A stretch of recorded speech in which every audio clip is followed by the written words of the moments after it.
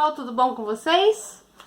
Estamos aqui, né, para dar continuidade à leitura da nossa obra 1984, aí do desafio literário aqui do mês de julho, tá bom? Então, ontem vocês acompanharam a leitura do capítulo 2 e capítulo 3, se não ouviram, vou deixar aqui nos cards, tá bom? Mas hoje a gente vai dar continuidade, então, com a leitura do capítulo 4 e capítulo 5, beleza? Aqui na descrição tá todos os detalhes aí, e dependendo da edição, né, que você estiver lendo, né, eu tô lendo pela edição da Companhia das Letras, mas, então eu decidi dividir por capítulos, porque assim, independente da edição que você esteja lendo, você consegue acompanhar seguindo o nosso cronograma, beleza? Então, vamos dar continuidade, pessoal, aqui, né, no capítulo 4. Com um suspiro profundo e inconsciente, que nem a proximidade da teletela o impedia de soltar quando seu dia de trabalho começava. Winston puxou o ditógrafo para junto de si, soprou a poeira do bocal e pôs os óculos. Em seguida, desenrolou e uniu com um clipe os 4 pequenos cilindros de papel que o tubo pneumático já despejara do lado direito de sua escrivaninha. Nas paredes da estação de trabalho viam-se 3 orifícios. À direita do ditógrafo, um pequeno tubo pneumático para as mensagens escritas. À esquerda, um tubo de maior calibre para os jornais. E na parede lateral, ao alcance da mão de Winston, uma grande abertura retangular, protegida por uma grade de arame. Esta última destinava-se aos papéis a descartar. Aberturas similares se espalhavam aos milhares, ou dezenas de milhares, por todo o edifício, fazendo-se presentes não apenas em cada sala, mas também a pequenos intervalos em todos os corredores. Por algum motivo, tinham recebido o apelido de buracos da memória. Quando a pessoa sabia que determinado documento precisava ser destruído, ou mesmo quando topava com um pedaço qualquer de papel usado, levantava automaticamente a tampa do buraco da memória mais próximo e o jogava ali dentro. E então o papel ia turvelinhando numa corrente de ar quente até cair numa das fornalhas descomunais que permaneciam ocultas nos recessos do edifício. Winston examinou as 4 tiras de papel que acabara de desenrolar. Em cada uma delas via-se uma mensagem de apenas 1 ou 2 linhas no jargão abreviado. Não era nova fala, propriamente dita, mas consistia, sobretudo, em palavras extraídas do vocabulário da nova fala, que os funcionários do ministério empregavam em suas comunicações internas, e diziam: times 17, 3, 84, retificar discursos de África imprecisões. Times 19, 12, 83, checar edição hoje, estimativas 4º trimestre, PT, 83, erros impressão. Times 14, 2, 84, retificar mal citado Minância Chocolate. Times 3, 12, 83, reportagem Ordem Dia, G, duplo mais não bom, ref, pessoas reescrever, todamente, mostrar sup, ante arquive. Com um vago sentimento de satisfação, Winston pôs a 4ª mensagem de lado. Tratava-se de um serviço complicado e de muita responsabilidade, e o mais recomendável era deixá-lo para o fim. As outras 3 eram questões de rotina, ainda que a segunda provavelmente o obrigasse a um exame tedioso de incontáveis listas de números.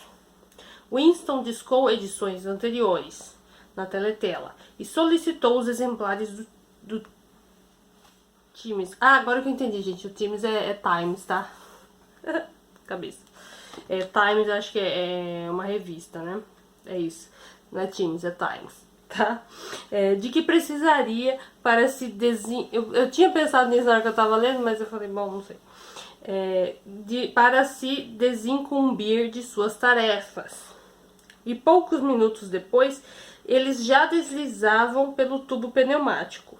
As mensagens que Winston recebera diziam respeito a artigos ou reportagens que, por esse ou aquele motivo, fora julgado necessário alterar, ou, no linguajar oficial, retificar. Por exemplo, a leitura do Times, de 17 de março, dava a impressão de que, num discurso proferido na véspera, o grande irmão previra que as coisas permaneceriam calmas no fronte do sul da Índia, mas que o norte da África em breve assistiria a uma ofensiva das forças eurasianas. Na verdade, porém, o alto comando da Eurásia lançaram a ofensiva sobre o sul da Índia, deixando o norte da África em paz.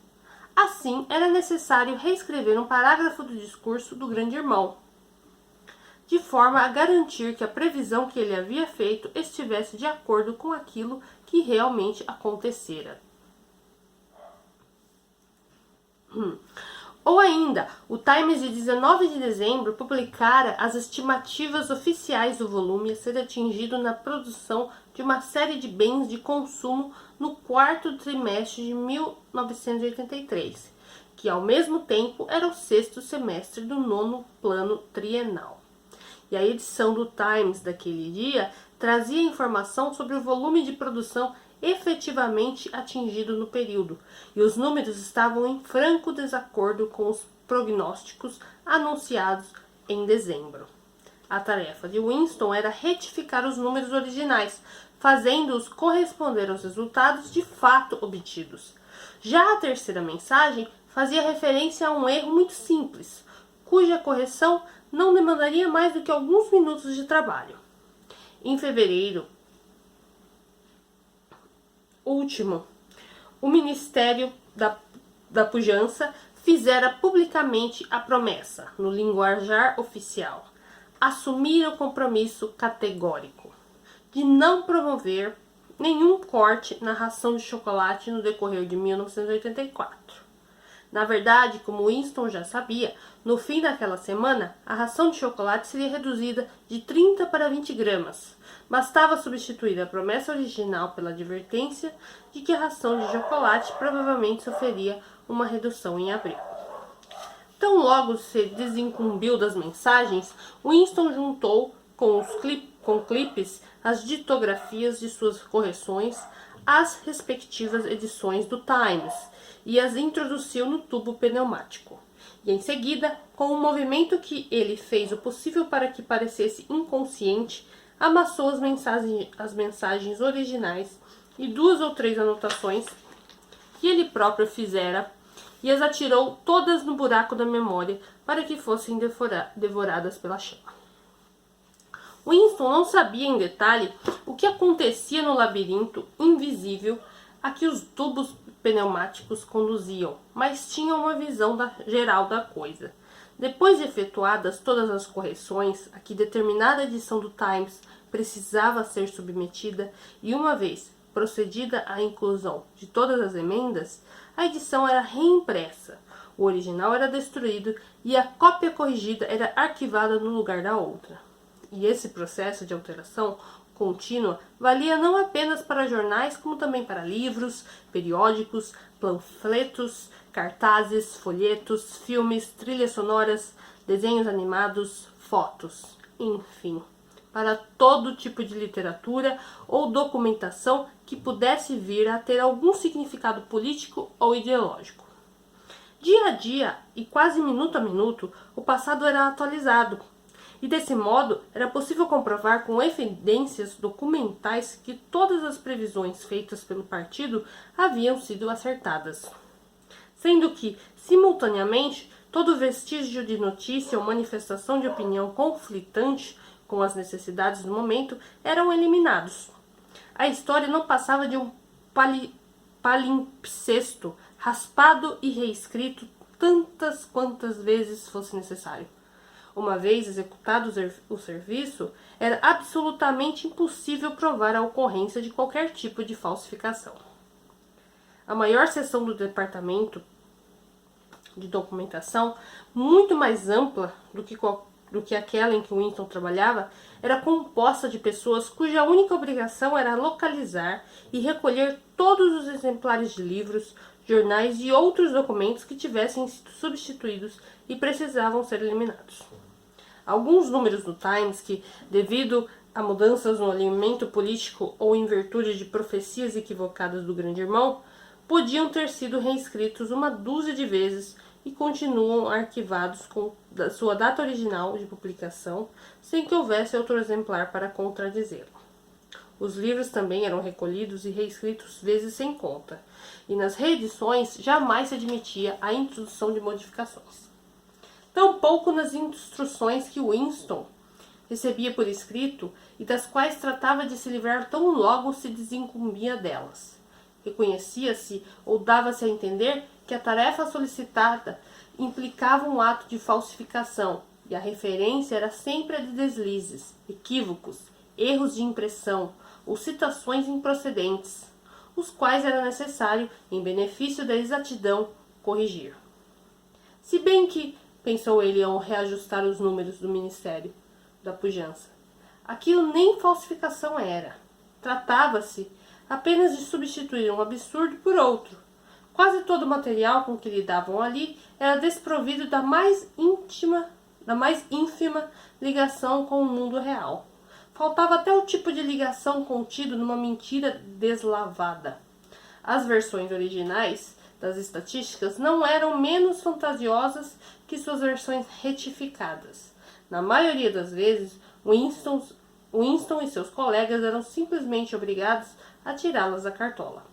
As projeções do Ministério da Pujança, por exemplo, indicavam que a produção trimestral de botas chegaria a 145 milhões de pares, e a produção efetiva ficar em 62 milhões.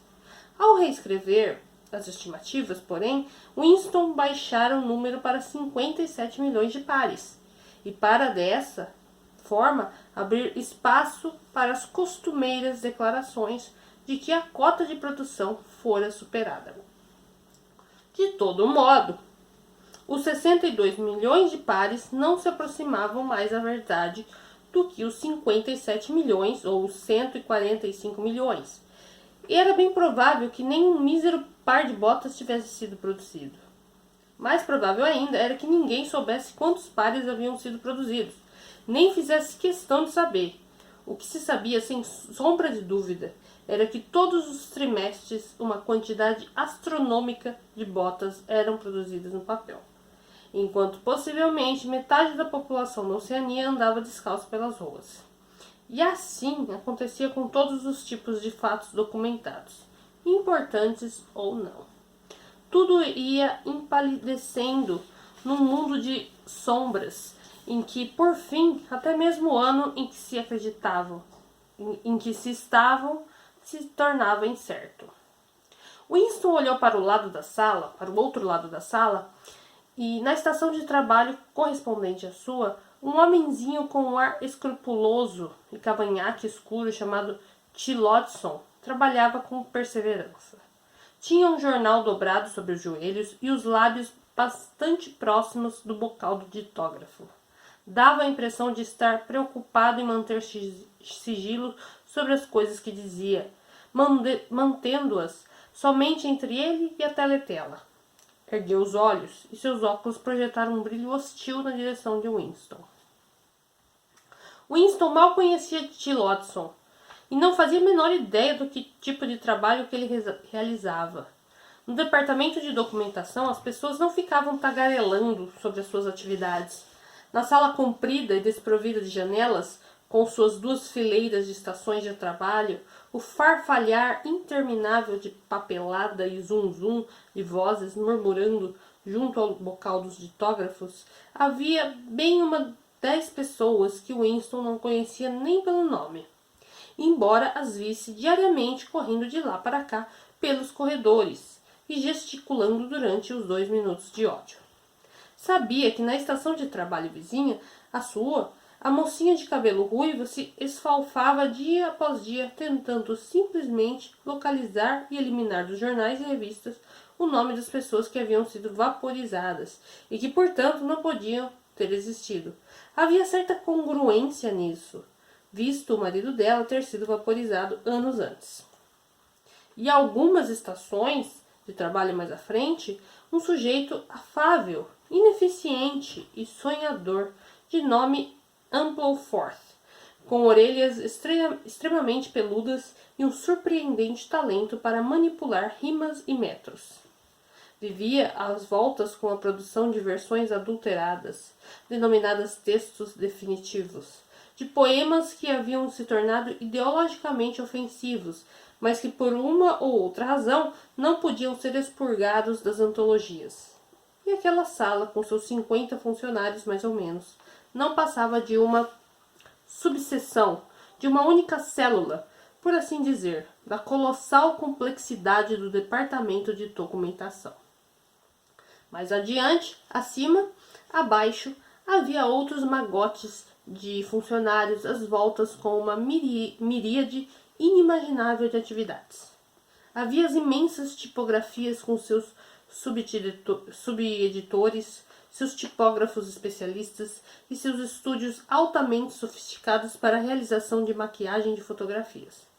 Havia a seção de teleprogramas com seus engenheiros, seus produtores e suas equipes de atores especialmente selecionados por sua competência na imitação de vozes.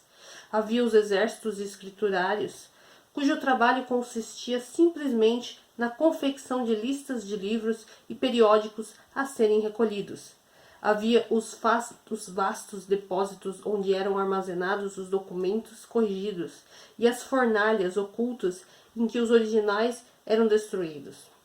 E em lugares indeterminados, totalmente anônimos, havia as cabeças dirigentes que coordenavam todo aquele esforço e estabeleciam as diretrizes políticas que tornavam necessário que este fragmento do passado fosse preservado. Aquele adulterado e aquele outro destituído de toda e qualquer existência.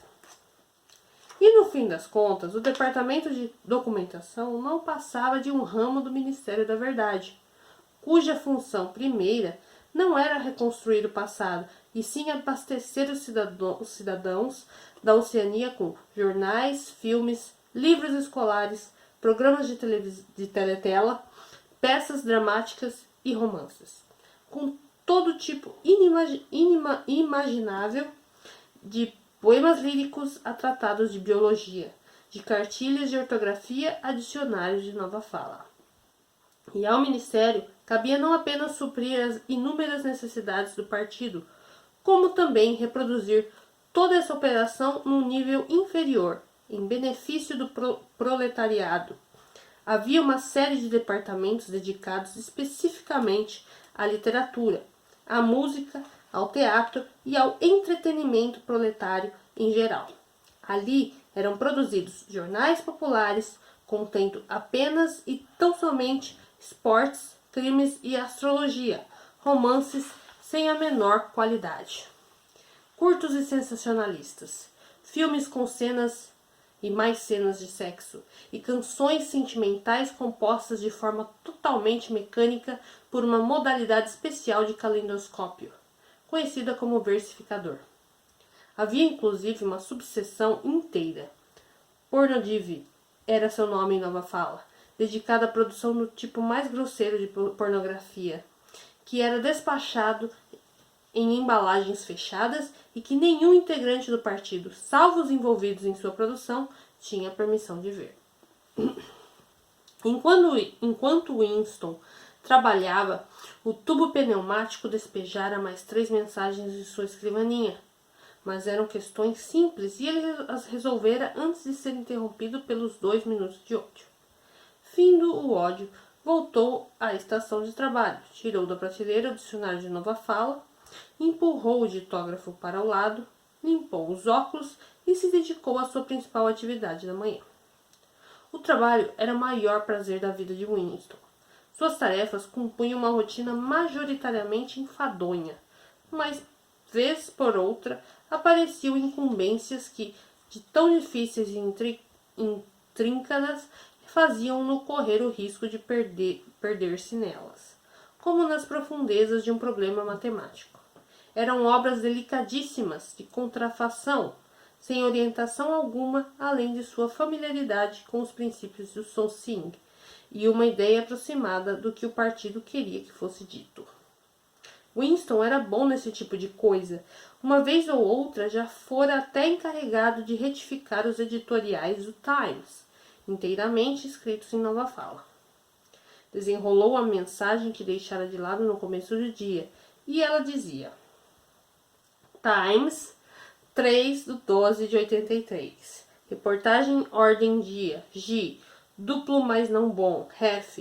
Des pessoas reescrever todamente. Mostrar sup anterquive. Isso poderia ser traduzido da seguinte maneira em velha fala ou inglês padrão. A reportagem sobre a ordem do dia pronunciada pelo Grande Irmão e publicada no Times do dia 3 de dezembro de 1983 ficou péssima e ainda faz referência a pessoas que não existem. Reescreva-a e apresente um rascunho a seus superiores antes de mandá-la para o arquivo. Winston leu a matéria condenada.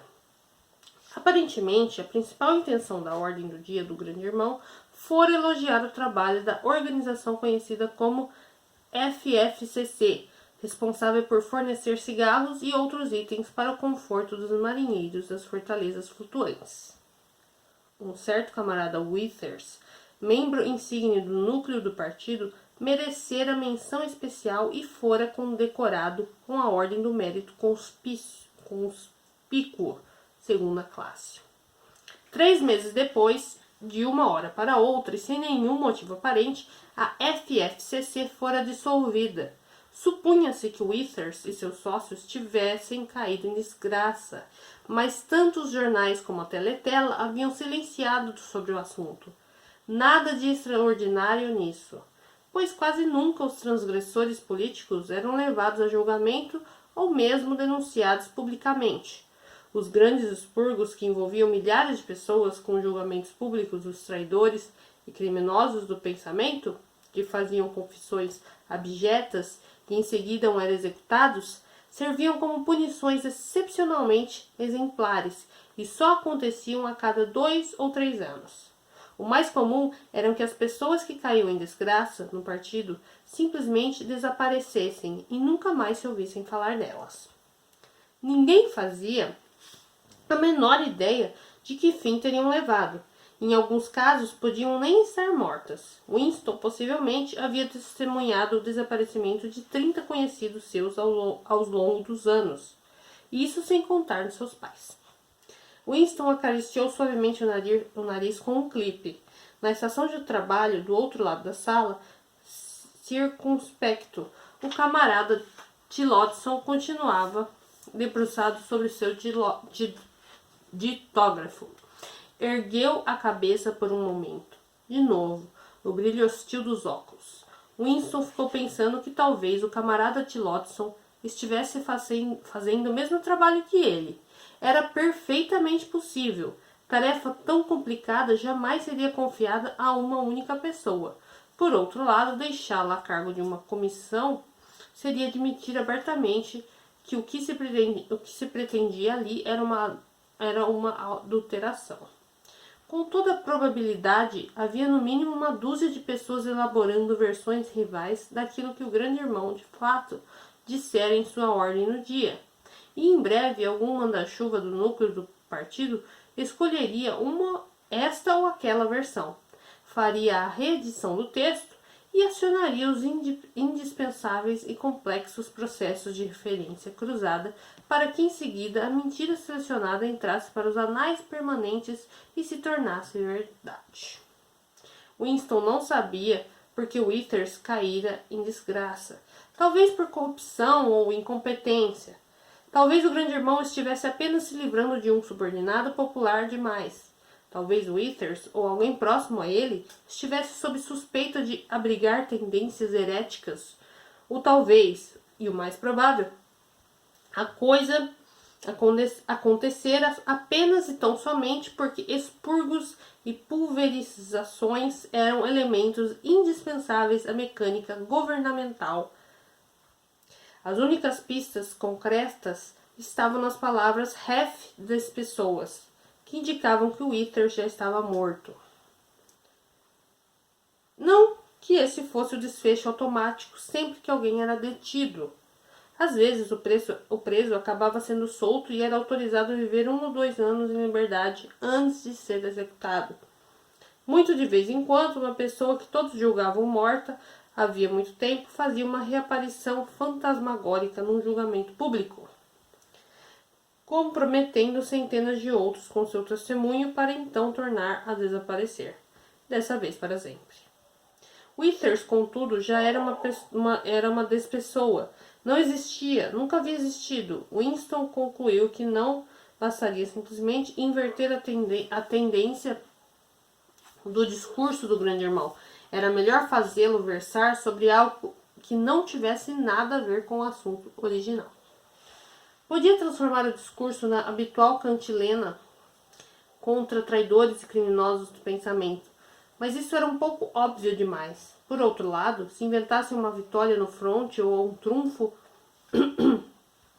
triunfo de superprodução no âmbito do 9º plano trienal, talvez estivesse criando uma complicação grande demais para os registros.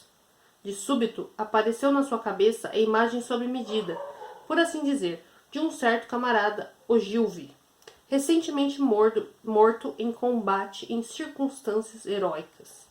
Havia ocasiões em que o grande irmão dedicava sua ordem do dia à celebração de algum membro humilde e insignificante do partido, cuja vida e morte eram então elevadas à condição de exemplos dignos de ser seguidos.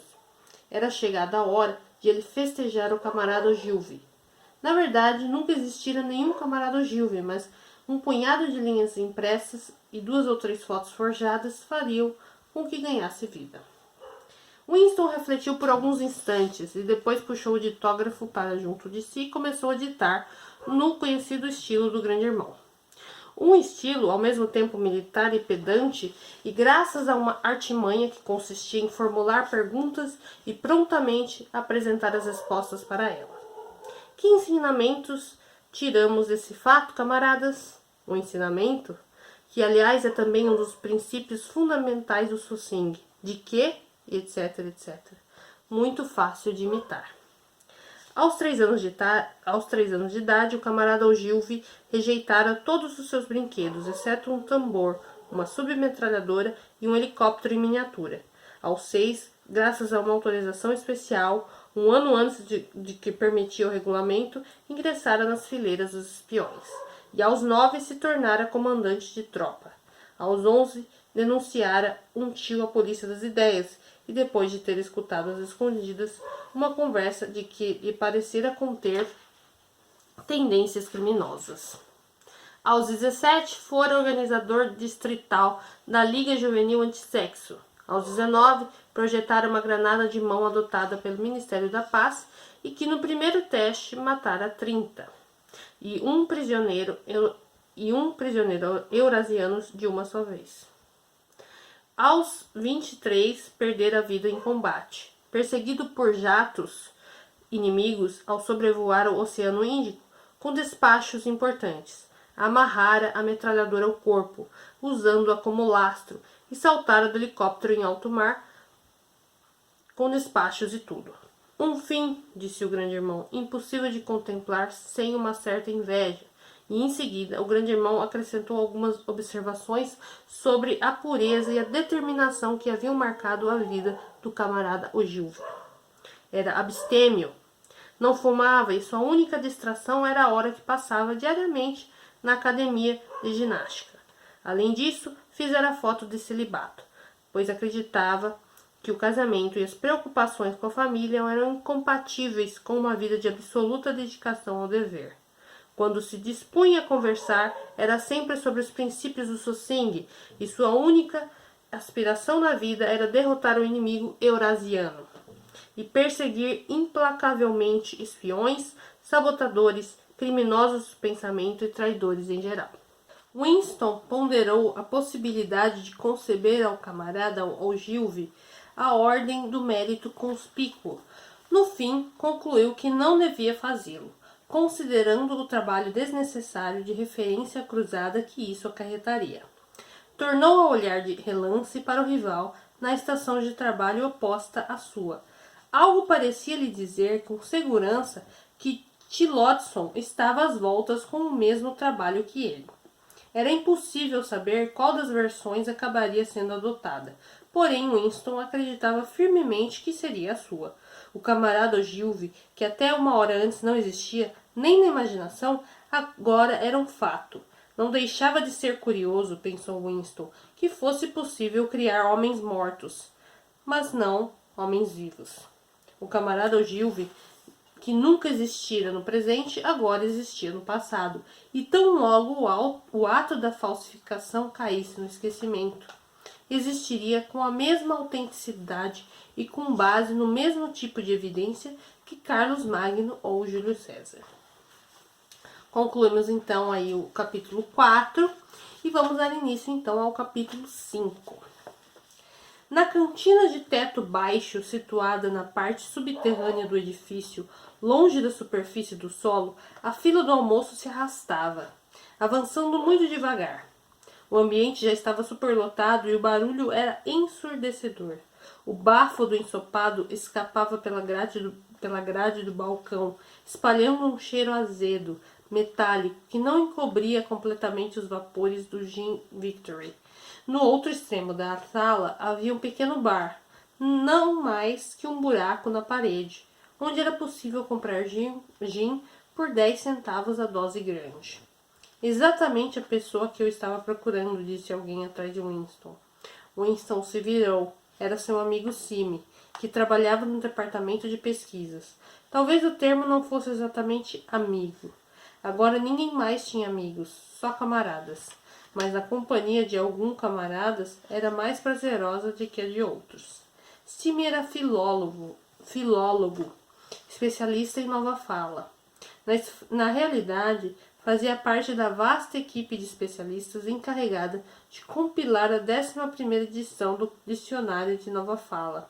Era um sujeito minúsculo, menor ainda que Winston, de cabelo escuro e grandes, olhos protuberantes, ao mesmo tempo tristonhos e zombeteiros, que davam a impressão de interrogar a fisionomia do interlocutor enquanto falava com ele.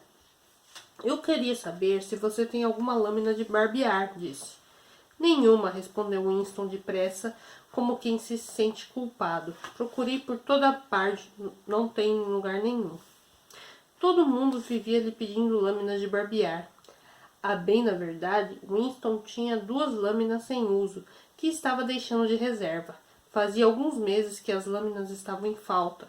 Sempre havia algum artigo necessário que as lojas do partido não conseguiam fornecer. E às vezes botões, às vezes lã para cerzir, às vezes cadarço para sapatos, e no momento era lâmina de barbear. Só se podia obter alguma, quando dava, virando furtivamente do avesso o mercado livre. Faz 6 semanas que uso a mesma lâmina, acrescentou faltando com a verdade. A fila deu um tranco e voltou a avançar alguns passos. Quando pararam, Winston se virou e voltou a encarar Sime. Cada um pegou uma bandeja de metal engordurada e uma pilha na beirada do balcão. Você foi ver o enforcamento dos prisioneiros ontem? Quis saber Sime.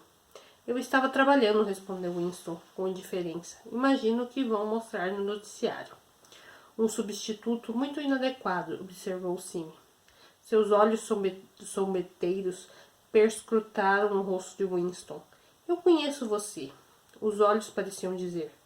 Você é transparente para mim. Sei muito bem porque você não foi ver o enforcamento daqueles prisioneiros. Num estilo intelectual, Sime era virulentamente ortodoxo, mostrando satisfação malévola.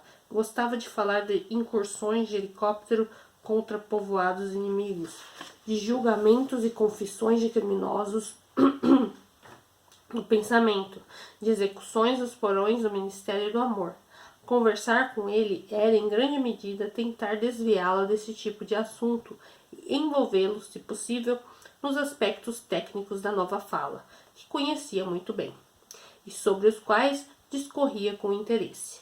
Winston voltou a cabeça um pouco para o lado, para esquivar-se do exame dos grandes olhos escuros. Foi um belo enforcamento, disse Sime, pensativo. Acho que estraga tudo essa história de amarrar os pés deles. Gosto de ver quando eles esperneiam. E principalmente no fim, a língua espichada para fora, azul. Um azul bem vivo. É meu detalhe predileto. Próximo! Berrou o proleta de avental branco, de concha na mão. Winston e Sime passaram suas bandejas por baixo da grade. Num instante, as duas receberam suas porções de almoço padrão. Uma marmita de metal de ensopado rosa acinzentado, um naco de pão, um cubo de queijo, uma tigela de café Victor sem leite e um tablete de sacarina. Tem uma mesa lá adiante, embaixo daquela teletela, disse Sime. Vamos apanhar um gin no caminho. O gin foi servido em canecas de porcelana sem asa. Os dois avançaram em zigue-zague pelo refeitório apinhado e largaram as bandejas na mesa de tampo metálico em um canto, na qual alguém havia deixado uma poça de ensopado, uma nojeira líquida com aparência de vômito. Winston apanhou sua caneca de gin, fez uma pausa para criar coragem e engoliu de uma só vez a substância com gosto de óleo. Depois de piscar várias vezes para expulsar as lágrimas dos olhos, constatou de repente que estava com fome. Começou a engolir o ensopado em grandes colheradas, um caldo aguado, preparado de forma desleixada, com cubos rosados esponjosos que eram, provavelmente, alguma coisa à base de carne. Nenhum dos dois abriu a boca enquanto as duas marmitas não ficaram vazias. Na mesa, à esquerda de Winston, quase às suas costas, alguém falava depressa e sem interrupção, uma algarávia áspera que lembrava o grasnado de um pato e que sobressaía do tumulto geral da sala. Como vai o dicionário? Perguntou Winston, elevando o tom da voz para que o outro pudesse ouvi-lo. Devagar, disse Sime. Estou nos adjetivos. Fascinante. Ele se animara todo ao ver Winston mencionar a nova fala. Empurrou a marmita para um lado, segurou o naco de pão com uma das mãos delicadas e o queijo com a outra, e depois inclinou-se por cima da mesa para conseguir falar sem ser obrigado a gritar. A 11ª edição é a edição definitiva, disse. Estamos dando os últimos retoques na língua, para que ela fique do jeito que há de ser quando ninguém mais falar outra coisa. Depois que acabarmos, pessoas como você serão obrigadas a aprender tudo de novo. E tenho a impressão de que você acha que a nossa principal missão é inventar palavras novas. Nada disso. Estamos destruindo palavras. Dezenas de palavras, centenas de palavras todos os dias. Estamos reduzindo a língua ao osso. A 11ª edição não conterá uma única palavra que venha a se tornar obsoleta antes de 2050. Deu uma dentada faminta no pão e engoliu 2 colheradas de ensopado, e depois continuou falando com uma espécie de paixão pedante. Seu rosto escuro e afilado se animara, seus olhos haviam perdido a expressão zombeteira e adquirido um ar quase sonhador. Que coisa bonita a destruição de palavras! Claro que a grande concentração de palavras inúteis está nos verbos e adjetivos, mas há centenas de substantivos que também podem ser descartados. Não só os sinônimos, os antônimos também. Afinal de contas, o que justifica a existência de uma palavra que seja simplesmente o oposto da outra? Uma palavra já contém em si mesma o seu oposto. Pense em bom, por exemplo. Se você tem uma palavra como bom, qual é a necessidade de ter uma palavra como ruim? Desbom. Dá conta perfeitamente do recado. E é até melhor, porque é um antônimo perfeito, coisa que a outra palavra não é. Ou então, se você quiser uma versão mais intensa de bom, qual é o sentido de dispor de uma verdadeira série de palavras imprecisas e inúteis como excelente, esplêndido e todas as demais? Mais bom resolve o problema. Ou duple mais bom, se quiser algo ainda mais intenso. Claro que já usamos essas formas, mas na versão final da nova fala, tudo o mais desaparecerá. E no fim, o conceito inteiro de bondade e ruindade será coberto por apenas 6 palavras. Na realidade, por uma única palavra, apenas. Você consegue ver a beleza da coisa, Winston? Claro que a ideia partiu do GI, acrescentou, como alguém que se lembra de um detalhe que não havia mencionado. Uma espécie de ansiedade inconsciente perpassou o rosto de Winston ao falar do grande irmão. Mesmo assim, Sime detectou instantaneamente uma certa falta de entusiasmo. Você não sente muita admiração pela nova fala, Winston? Disse ele quase triste. Até mesmo quando escreve, continua pensando em velha fala? Li alguns daqueles artigos que você publica no Times de vez em quando. São muito bons, mas são traduções. No fundo, você preferiria continuar usando a velha fala, com todas as suas inexatidões e nuances inúteis de significado? Não compreende a beleza da destruição de palavras? Você sabia que a nova fala é a única língua do mundo cujo vocabulário encolhe a cada ano? Winston sabia, claro. Sorriu com simpatia. Esperava, sentindo-se inseguro quanto ao que diria, se abrisse a boca para falar. Sime arrancou com os dentes outro fragmento de pão escuro, mastigou-o depressa e continuou. Você não vê que a verdadeira finalidade da nova fala é estreitar o âmbito do pensamento? No fim, teremos tornado o pensamento crime literalmente impossível, já que não haverá palavras para expressá-lo. Todo o conceito de que pudermos necessitar será expresso por apenas uma palavra, com significado rigidamente definido, e todos os seus significados subsidiários serão eliminados e esquecidos. Na 11ª edição, já estamos quase atingindo esse objetivo, só que o processo continuará avançando até muito depois que você e eu estivermos mortos. Menos e menos palavras a cada ano que passa, e a consciência com um alcance cada vez menor. Mesmo agora, claro, não há razão ou desculpa para cometer pensamentos crimes. É pura e simplesmente uma questão de autodisciplina, de controle da realidade. Mas no fim, nem isso será necessário. A revolução estará completa quando a linguagem for perfeita. A nova fala é o Socing, e o Socing é a nova fala, acrescentou, com uma espécie de satisfação mística. Alguma vez já ocorreu, Winston, que lá por 2050, no máximo, nenhum único ser humano vivo será capaz de entender uma conversa como a que estamos tendo agora? Só os... começou Winston, vacilante, e depois se calou. Estava a ponto de dizer só os proletas, mas voltou atrás, sem saber com certeza se o comentário não seria de alguma forma inortodoxo. Sime, contudo, adivinhou o que ele ia dizer. Os proletas não são seres humanos, disse, despreocupado. Lá por 2050, ou antes talvez, todo conhecimento real de velha fala terá desaparecido. Toda a literatura do passado terá sido destruída.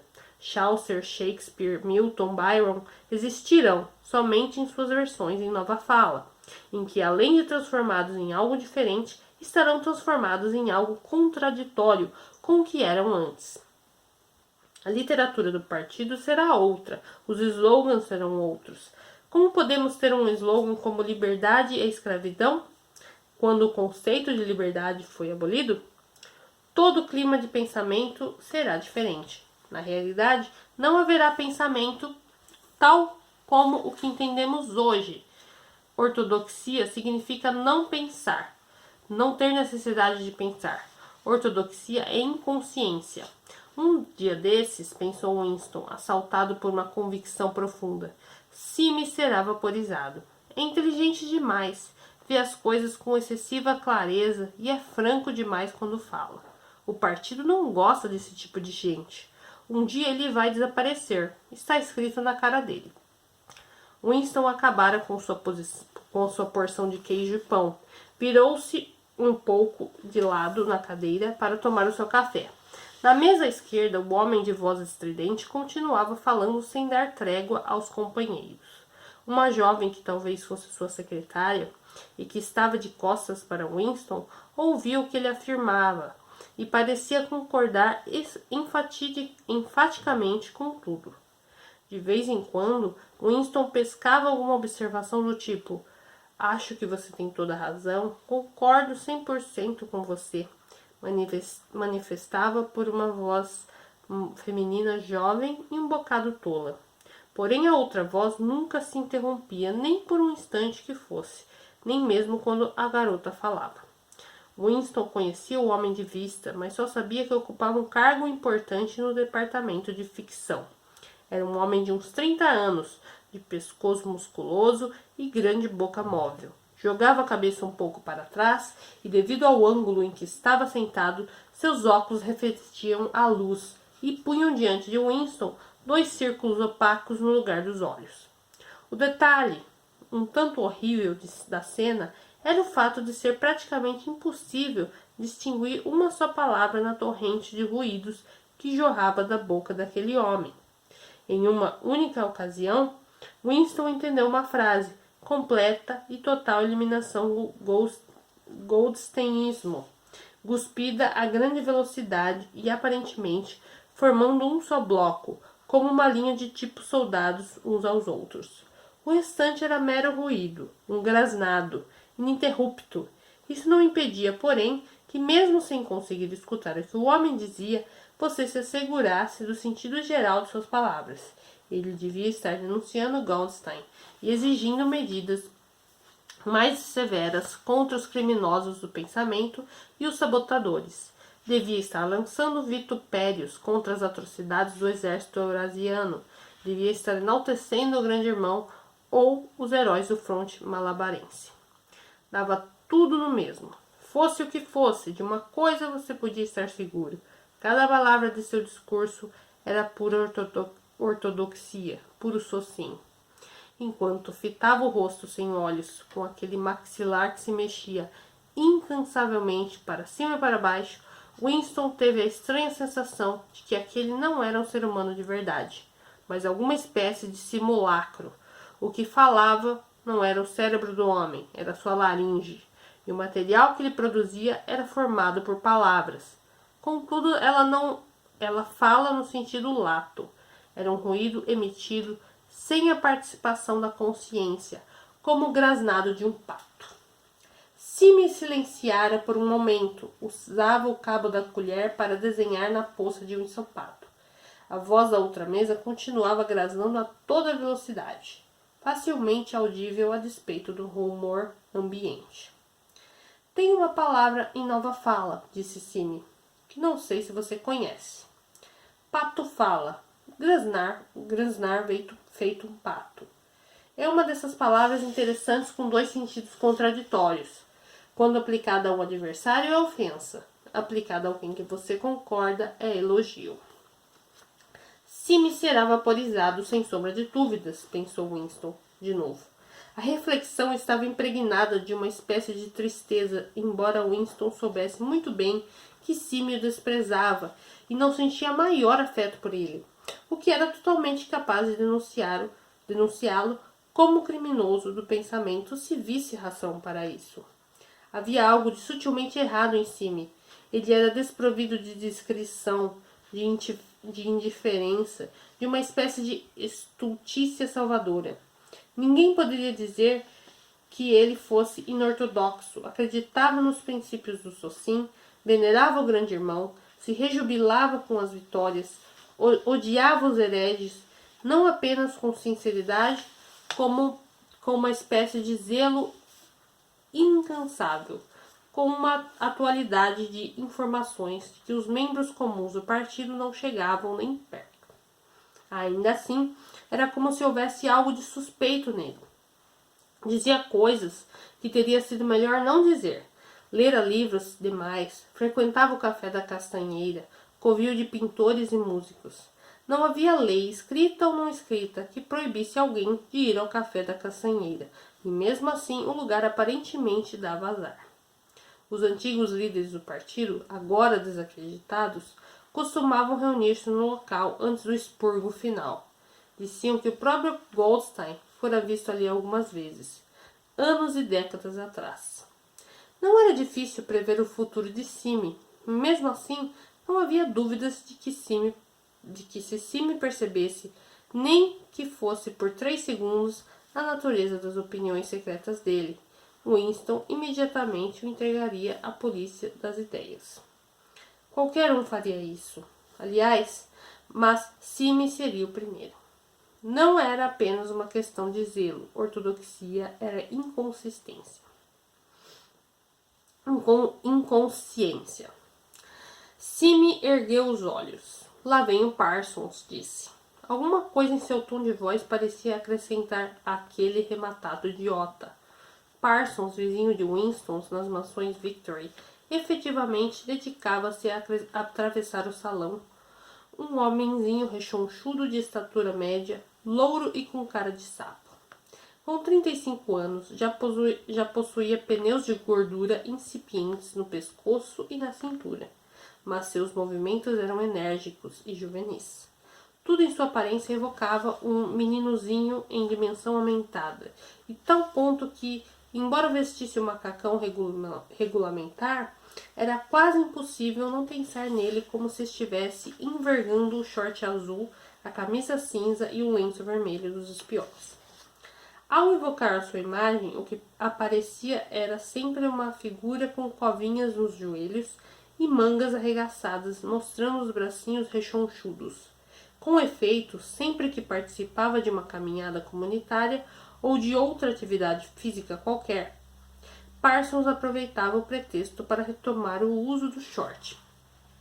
Ao ver Winston e Sime, cumprimentou os dois com um alô alô, entusiasmado, e sentou-se à mesa, exalando um odor intenso de suor. Todo o seu rosto rosado estava coberto por gotículas de transpiração. Sua capacidade de transpirar era fora do comum. No centro comunitário sempre se podia descobrir se ele havia passado por lá para jogar ping-pong. Era só verificar se o cabo da raquete estava úmido. Sime agora tinha na mão uma tira de papel com uma longa coluna de palavras, que estudava com um lápis tinta entre os dedos. Olhe só como ele trabalha no horário do almoço, disse Parsons, cutucando Winston. Dedicado, hein? O que você tem aí, garotão? Alguma coisa cerebral demais para mim? Suponho, Smith. Meu garotão, deixe eu lhe dizer porque eu estou atrás de você. É por causa daquele contre que daquela contre que você esqueceu de me passar. Que contre é essa?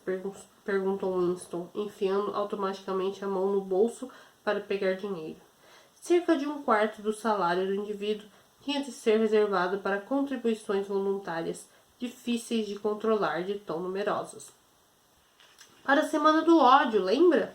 Coleta de porta em porta. Sou o tesoureiro do nosso quarteirão. Estamos suando na camisa para produzir um espetáculo sensacional. Escreva o que eu vou lhe dizer. Se nossa querida mansões Victory não estiver com a maior coleção de bandeiras na rua, não vai ser por falta de esforço da minha parte. Você me prometeu $2. Winston localizou e entregou ao outro 2 cédulas imundas e amarrotadas, que Parsons registrou numa caderneta com a letra desenhada dos analfabetos.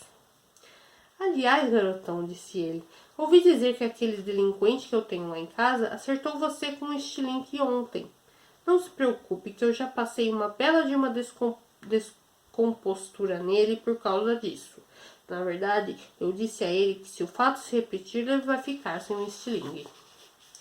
Acho que ele estava um pouco chateado por ter perdido a execução, disse Winston. Ah, bom, quer dizer, ele tem razão, não é mesmo? São 2 delinquentes muito do sem vergonha, aqueles meus filhos, mas eles são espertos. Lá isso são. Só pensam numa coisa, nos espiões. E na guerra, claro. Você sabe que o que a minha menina aprontou no sábado passado, quando o pelotão dela estava fazendo uma caminhada para os lados de Berkhamsted, convenceu 2 outras meninas a acompanhá-la. Escapou do grupo e as 3 passaram a tarde seguindo um homem esquisito. Ficaram na cola dele por 2 horas. Atravessaram o bosque e depois, quando chegaram a Merchant, entregaram o sujeito às patrulhas. E por que eles fizeram isso? Perguntou Winston, um tanto surpreso. Parsons prosseguiu, triunfante. Minha garota estava convencida de que o cara era algum tipo de agente inimigo. Achou que talvez ele tivesse sido lançado de paraquedas. Mas a questão é esta, garotão. Por que você acha que ela começou a desconfiar do sujeito?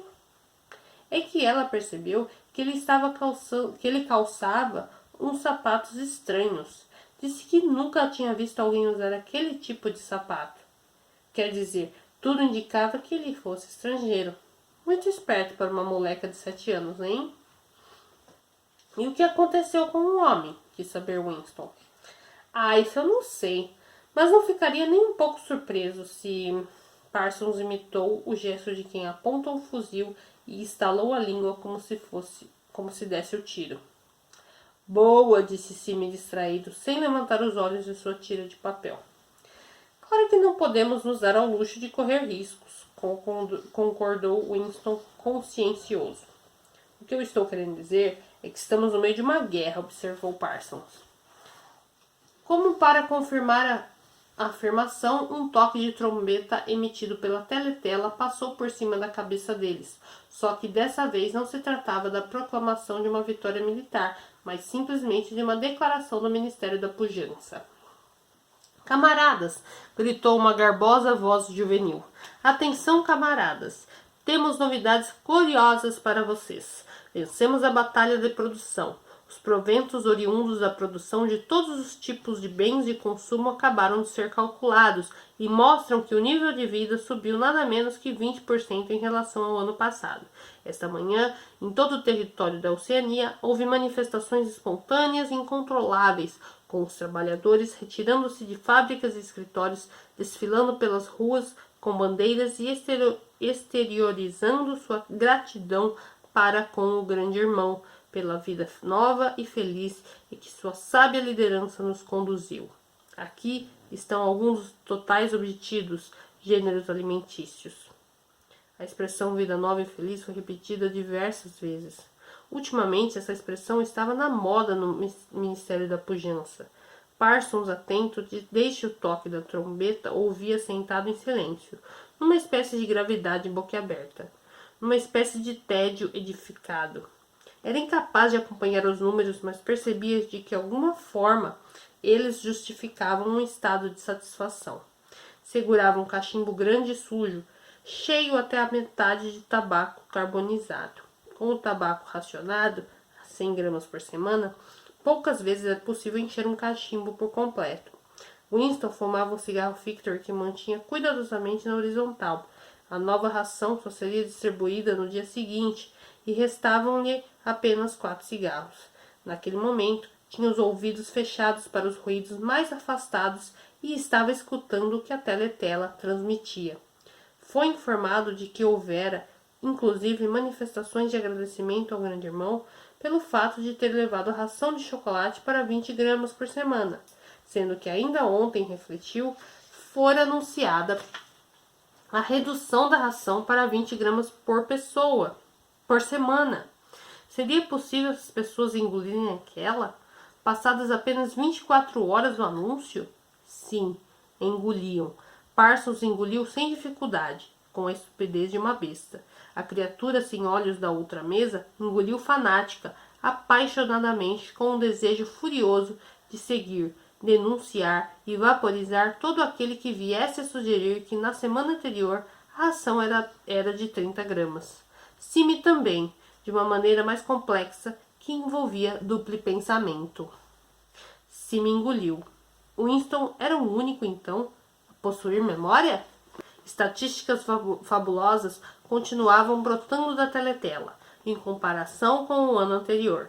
Havia mais comida, mais roupas, mais casas, mais móveis, mais panelas, mais combustível, mais navios, mais helicópteros, mais livros, mais bebês, mais tudo, exceto enfermidade, crime e loucura. Ano após ano, e minuto após minuto, Toda a gente e todas as coisas subiam rapidamente uma escala ascendente. Como Simmons dele, Winston de colher na mão remexia um molho de cor esmaecida que respingara pela mesa, dando forma regular a uma longa trilha de substância. Meditava irritado sobre a textura física da vida. A vida teria sido sempre assim? A comida teria sempre tido aquele gosto? Percorreu a cantina com um olhar. Um salão de teto baixo, apinhado de paredes encardidas em decorrência do contato com incontáveis corpos, mesas de metal amassadas e cadeiras posicionadas tão perto uma das outras que o sujeito se sentava com os cotovelos encostados nos dos vizinhos. Colheres tortas, bandejas escalavradas, tigelas brancas grosseiras, todas as superfícies engorduradas, sujeira em cada rachadura. E um cheiro azedo que misturava gin de segunda, café de segunda, ensopado com gosto metálico e roupas sujas. O tempo todo, no estômago, na pele, havia uma espécie de protesto, uma sensação de logro, a sensação de que você havia sido despojado de alguma coisa que tinha o direito de possuir. Era verdade que ele não se lembrava de nada que fosse profundamente diferente. Era a mesma coisa em todos os momentos que conseguia evocar com alguma acurácia. Não havia comida suficiente, todas as meias e roupas de baixo estavam cheias de buracos. Todos os móveis eram bambos e danificados, os aposentos mal aquecidos, o metrô superlotado. As casas caíam aos pedaços, o pão era escuro, o chá uma raridade. O café tinha um gosto asqueroso, os cigarros eram insuficientes. Nada era barato e abundante, exceto o gin sintético. E embora, evidentemente, tudo piorasse à medida que o corpo envelhecia, não seria um sinal de que tudo aquilo não era a ordem natural das coisas. O fato de que o coração da pessoa ficava apertado com o desconforto e a sujeira e a escassez, com que os invernos intermináveis, com as meias crudentas, com os elevadores que nunca funcionavam, a água fria, o sabão áspero, os cigarros que se quebravam, a comida com seus estranhos gostos ruins? Por que razão o indivíduo acharia aquilo intolerável se não tivesse algum tipo de memória ancestral de que algum dia as coisas haviam sido diferentes? Tornou a percorrer a cantina com o olhar. Quase todos ali eram feios e continuariam feios, mesmo que vestissem outra roupa que não os macacões azuis de praxe. Do outro lado da sala, sentado sozinho a uma mesa, um homem miúdo, curiosamente semelhante a um besouro, tomava café com os olhinhos dardejando, cheios de suspeita, para todos os lados. Como era fácil, pensou Winston, se você evitasse olhar ao redor, acreditar que o tipo físico estabelecido como ideal para o partido, jovem altos e musculosos, e donzelas de peito farto, louras, vigorosas, queimadas de sol, despreocupadas, existia, e até predominava. Na realidade, até onde ele era capaz de julgar, a maioria dos habitantes da faixa era mirrada, escura e pouco favorecida. Era curioso como aquele tipo que lembrava um besouro proliferava nos ministérios. Homens baixinhos, atarracados, que ganhavam peso muito cedo na vida, de pernas curtas, movimentos rápidos e esquivos, e rostos obesos e inescrutáveis, sempre com os olhos muito pequenos. Esse era o tipo que parecia florescer mais facilmente nos domínios do partido. O pronunciamento do Ministério da Pujança chegou ao fim, com outro toque de trombeta, e foi substituído por uma música metálica. Parsons, em quem um bombardeio de números provocara discreto entusiasmo, retirou o cachimbo da boca. Não há dúvida de que o Ministério da Pujança trabalhou bem esse ano, disse, balançando a cabeça com um ar entendido. Aliás, Smith, meu garotão, será que você não tem uma lâmina de barbear para me passar? Não tenho, disse Winston. Estou usando a mesma lâmina há 6 semanas. Ah, bom, não custa perguntar, não é mesmo, garotão? Sinto muito, disse Winston.